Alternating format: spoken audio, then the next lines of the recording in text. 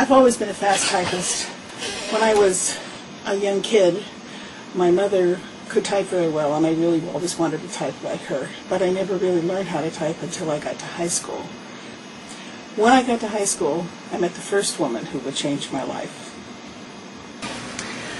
I attended a small, all-girls Catholic high school, and it was known predominantly as a business preparatory school, though they had just added a college preparatory program. But even though it was a business preparatory school, they didn't let us start typing until it was our junior year. So I was aware of Sister Anne. You couldn't not be. I think there were only 12 nuns who taught in the whole school. And Sister Anne was in charge of the athletic program, and athletics was not my bag.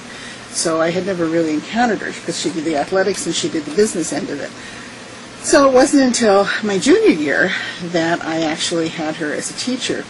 And I was so looking forward to my junior year because I really, really wanted to learn how to type. And in those days, the typing class was all those old black Underwood upright typewriters, whole room full of them. And they had, the desks were two people to a desk. And I think we had to change seats every, 2 weeks, 4 weeks, something. We had to change desks every period. There was a certain period of time during which we had to change desks. So my friend Ann and I sat in a seat directly in front of Sister Anne. And when we had to change seats to a different typewriter, we just switched positions. And from the very first day, I loved typing. I think I was the fastest typist in the school in that class, Typing 1 class, from the very first time typing test that we had, which meant that when we got to graduate to electric typewriters, we had Selectric typewriters, and there were only 2 of them in the class, and the first people that got to use them were the people who typed the fastest. So I got to move over to this electric typewriter. But Sister Anne became much more than just a typing teacher. She became a friend. At one point, she was my soulmate, my confidant. At one point, I called her my other mother. For years, I called her my other mother because she was always the person that I took all my problems to. I learned business machines from her. After I graduated from high school, I was going to go into a convent because by then I had this tremendous crush on her, and I decided that the way to be near her was to enter the convent. Well, fortunately, she saw through that. And even though I had my trunk packed and I had my plane ticket and everybody was expecting me at the convent, she flew to California and she talked to me for a long time and suggested that I wait for 6 months and pray about it and really decide whether I wanted to be a nun or not. And at the end of 6 months, I decided that no, I didn't. So I never went. So instead, I got married, I had a daughter, and I named my daughter Geraldine Ann for Sister Anne. Sister Anne was a daughter of Charity, the nuns with the wings like the flying nun. And at one point they broke up the community so that instead of everybody being transferred all over the country, now you were set in your own little communities. And she was in the Midwest, in Indiana.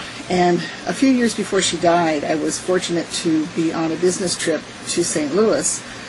And she drove over from St. Louis, and she picked me up, and I went to the Mother House, and I spent a wonderful weekend with her. It was really interesting seeing her again as an adult because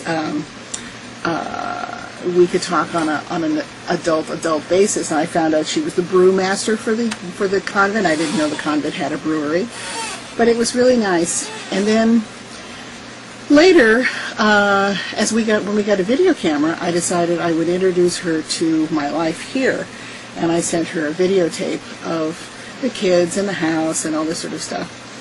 And I'm so glad I did that because she by this time she had Hodgkin's lymphoma and non-Hodgkin's lymphoma, and I didn't realize how sick she was. But she got another one of the nuns in the convent to videotape her and gave me a tour of the convent and talked to me a little bit, and I still have that, and it's a videotape that I really, really treasure.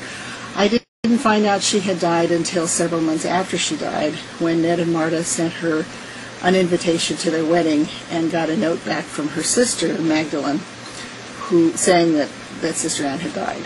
So, but she was just such a special person, and I'm so grateful. I'm grateful that she taught me to type, because that has been my life for all these years.